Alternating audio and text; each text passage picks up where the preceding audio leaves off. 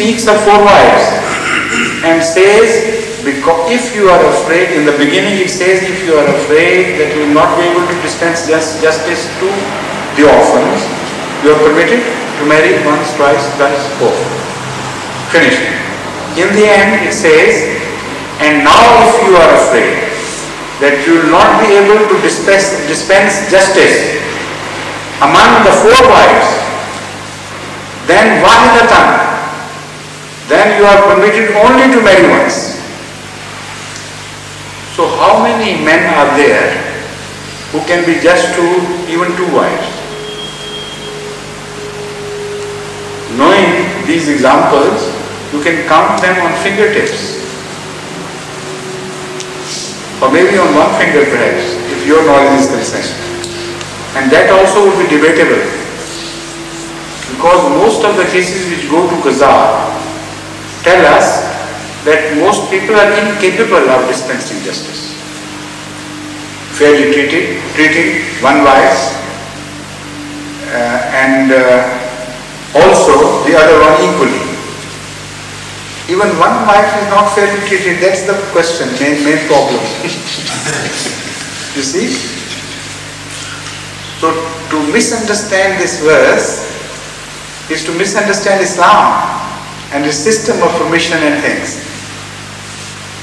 So as I like to see it, and I'm quite certain I'm right in that approach, I look at this verse from many to 4 and from 4 to 1, and more often than not, it will be left only, a moment would be left only with 1. That would be this choice. Very rarely you will find such people who can be just to all wives equally. Hazur, when a large number of governments become Ahmadi in the future, what would be the relationship between Khalifatul Masih and various heads of states? And so this means Khalifatul Masih will not be the temporal head.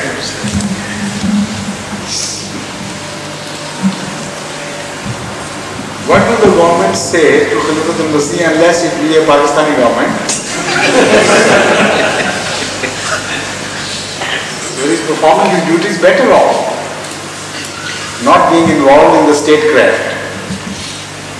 Much better off, and moreover is so heavily occupied that it's impossible for him to be the temporal head as well as the religious head. He simply cannot maintain. But it would be up to Khalifatul Masih of the time to direct the governments in a way. Who told you this? No.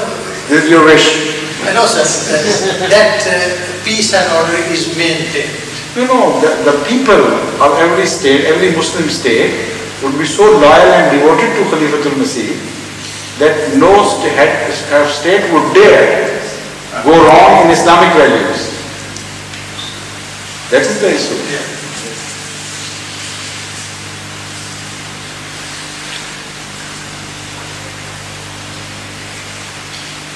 Any other question, please? So Bashir asked at last. Okay, I'm sorry. Yes. Sorry, Bashir Sahib, there is one other question.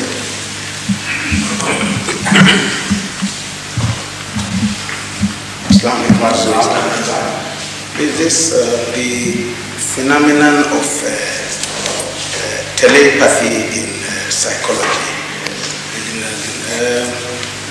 It's something that is my understanding, and also if Islam has any comment on this phenomenon. When it talks of many signs, I don't see this mentioned, but it's something I find very strange indeed, that after several months or so, one may get up one morning and then some idea about a friend comes into his mind, and then in no time that friend from nowhere appears.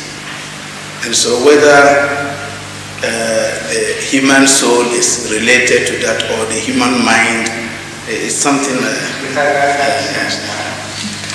Please sit down. You can sit there if you have further questions to ask, so it will be easier for you. The point is that this telepathy is a new branch of science, according to some, and new branch of fiction, according to some others.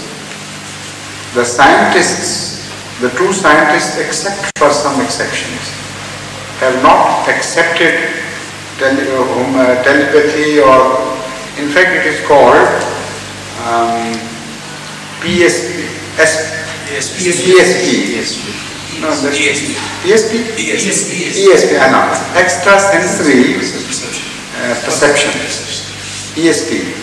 Also it is called paranormal perception. PNP by some.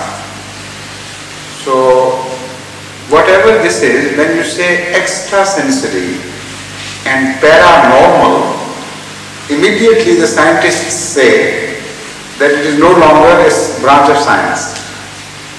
Because the very definition of science relates that whatever experiment you make, it should be discernible by the five senses. If it is extrasensory, then it has nothing to do, it's outside the domain of science, it enters either the domain of a cult or a religion according to those scientists. According to the ESP proponents, this science is definitely a science because they believe that we have evidence enough and a repeatable evidence for that matter.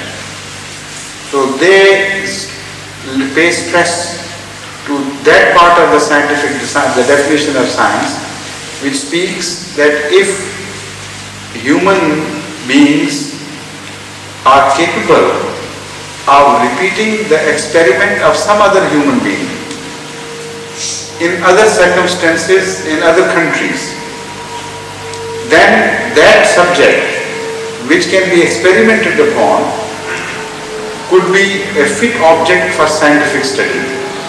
And any phenomena which studies such a subject is called science. This is one definition of science. So according to this definition, they insist that paranormal phenomena is in fact a repeatable phenomena, and experiments are being now carried on, particularly in North Carolina at York University or Durham, and in many other places. In Toronto as well, there is a seat in the university. Here in Cambridge, also they are experimenting on these things. So they are gradually getting established as a science. As far as the religion is concerned, Islam is very clear on it.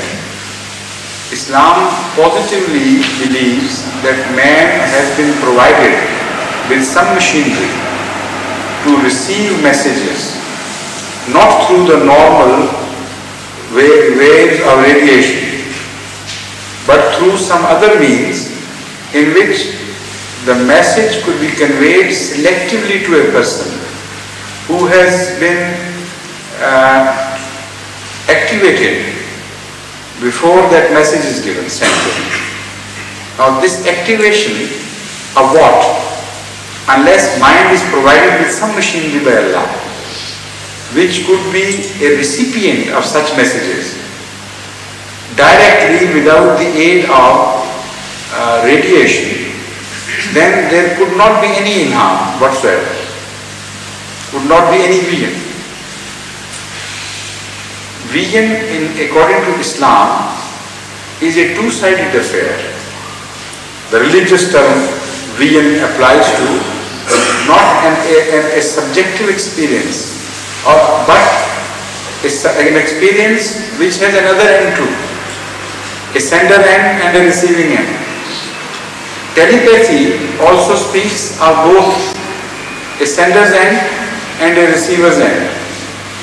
You think concentratedly on something, and the person who is attuned to your way of thinking, his mind is activated and he receives the message.